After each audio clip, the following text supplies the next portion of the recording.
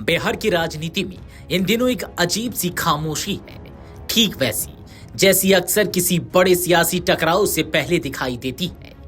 बाहर से शांति नजर आ रही है, लेकिन भीतर ही भीतर मुहरे सजा दिए गए हैं और बिसात पूरी तरह बिछ चुकी है।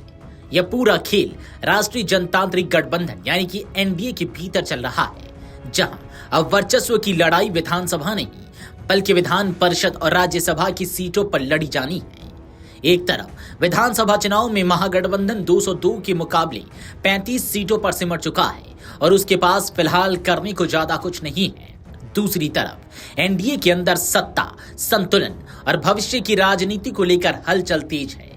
आने वाले महीनों में यह साफ दिखेगा कि गठबंधन के भीतर किसका पलड़ा भारी है और किसे किस बात का मुआवजा मिलता है। बिहार में 4 विधान परिषद सदस्य हालिया विधानसभा चुनाव में विधायक बन चुके हैं। सम्राट चौधरी तारापुर से और मंत्री मंगल पांडे सीवान से भाजपा विधायक बने हैं। वहीं भगवान सिंह कुशवाहा जगदीशपुर से और राधाचरण शाह उर्फ राधाचरण सेठ संदेश विधानसभा क्षेत्र से जदयू के विधायक चुने गए हैं। इसके चलते विधान परिषद की 4 सीटें खाली हो गई हैं। हालांकि खाली 4 सीटें हुई हैं, लेकिन उपचुनाव केवल 2 पर ही होंगे। सम्राट चौधरी की सीट का कार्यकाल 28 जून तक ही बचा है, जबकि भगवान सिंह कुशवाहा की सदस्यता 15 नवंबर तक थी और वह एक दिन पहले विधायक बन गए। इतने कम कार्यकाल के लिए उपचुनाव को औचित्यपूर्ण नहीं माना जा रहा।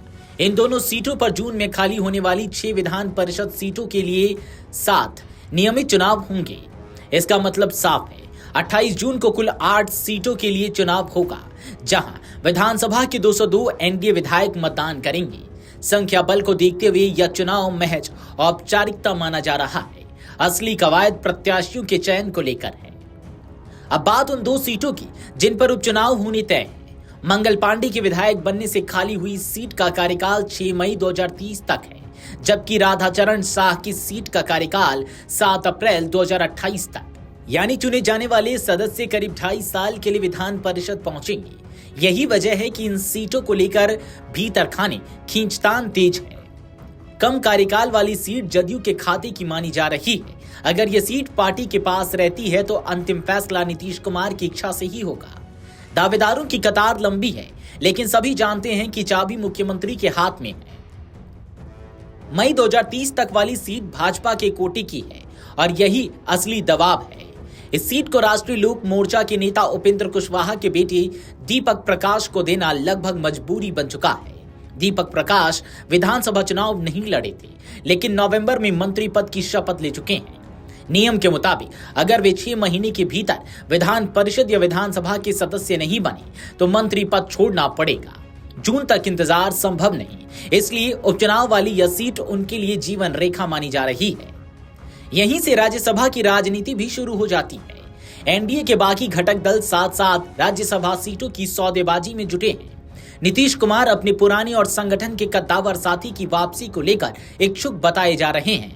चिराग पासवान अपनी मां को राज्यसभा भेजने की तैयारी में है। भाजपा के कार्यकारी राष्ट्रीय अध्यक्ष नितिन नवीन के लिए भी राज्यसभा एक सुरक्षित विकल्प माना जा रहा है।